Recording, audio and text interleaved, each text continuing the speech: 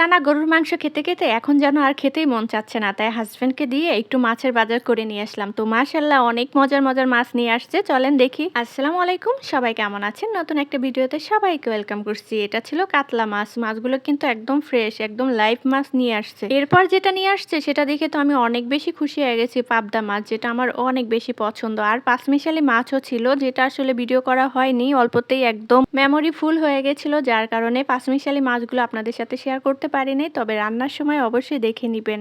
বেগুন, আলু আর বরবটি দিয়ে আজকে আমি পাঁচমিশালি মাছ রান্না করব। যে মাছে ছিল পুঁটি, তারপর ট্যাংরা মাছ, বেলে মাছ, খুবই মজাদার একটা মাছ। লোককে বিশ্বাস করে বলেছিলাম ভাই বেগুনগুলো সুন্দর দেখে তুলে দেন, সে আমাকে তুলে দিয়েছিল, কিন্তু বিশ্বাস করবেন না ভাই, অর্ধেকের বেশি বেগুনে নষ্ট ছিল। মানুষ মানুষকে যে কিভাবে ঠকায় কি বলবো। আসলে বেগুনগুলো আমার দেখে নিয়ে আসা দরকার ছিল। দেখেন কতগুলো বেগুন পচা গেছে।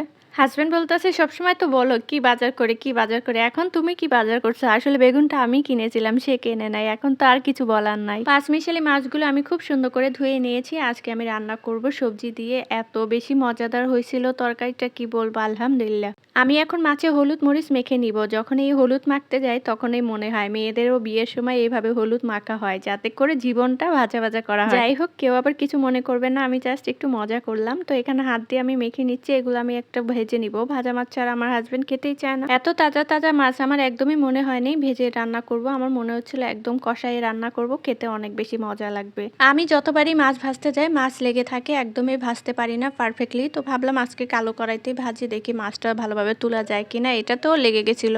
তেলটা মনে হচ্ছে আরো বেশি গরম করার দরকার ছিল। তো যাই হোক, মাছগুলো আমি একে একে দিয়ে দিচ্ছিলাম। তো মাছগুলো ভাজতে কিন্তু ভালোই লাগে, অনেক সময় দেখা যাচ্ছে মাছ ভাজতে ভাজতে আমি অনেক সময় মাছ ভাজা খেয়েও নিই, আমারও অনেক ভালো লাগে। এই পুঁটি মাছটা আমার অনেক বেশি পছন্দ।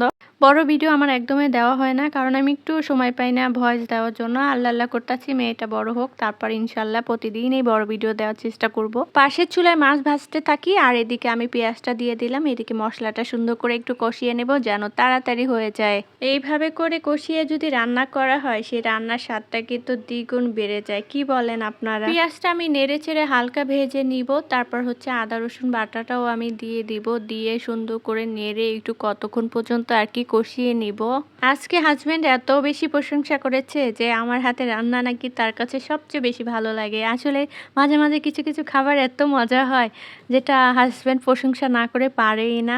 তো যাই হোক, এখানে আদা রসুনটা একটু কষানো হয়ে গেছে। এরপর মশলাটাও কষিয়ে নিয়েছি অফ স্ক্রিনে। এই তো আলু, বেগুন, বরবটি কেটে রেখেছিলাম, ওইটা সুন্দর করে ধুয়ে এখন মশলার মধ্যে দিয়ে কিছুক্ষণ রান্না করে নিব, যেন একদম সিদ্ধ হয়ে যায়। তারপর হচ্ছে মাছ ভাজাটা দিব।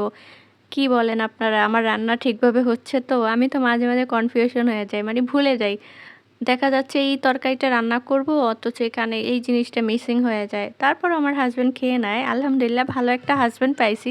মানে কোনো খাবার নিয়ে তার কোনো বাহানা নাই, যেটা দিব সেটাই সে খেয়ে নেবে। আর যদি অল্প দেই তাও অল্পই খেয়ে নেবে।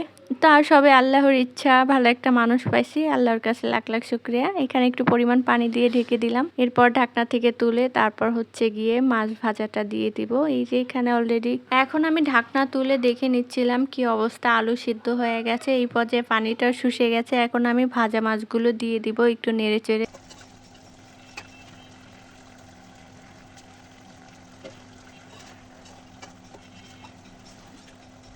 এখন আমি পরিমাণ করে ঝোলের পানিটা দিয়ে দিচ্ছিলাম, 2 মগ পানি দিলাম। এরপর সুন্দর করে নেড়ে চেড়ে আর কি ঢাকনা দিয়ে ঢেকে রেখে দিলাম। আর কি এখানে কিন্তু আমি বেশি নাড়াচাড়া করব না, যদি মাছগুলো ভেঙে যায়। এই পর্যায়ে আমি এখন ঢেকে দিব, আর ঢাকনা থেকে তুলে তারপর দেখতে পাবো মাশাআল্লাহ। সবাই বলবেন আজকে তরকারিটা কেমন হয়েছে, আর কার কার খেতে মন চাচ্ছে অবশ্যই কমেন্টে জানাবেন। আজকে এই পর্যন্তই। যারা এতক্ষণ ধৈর্য নিয়ে আমার ভিডিওটি দেখেছেন তাদেরকে অসংখ্য ধন্যবাদ।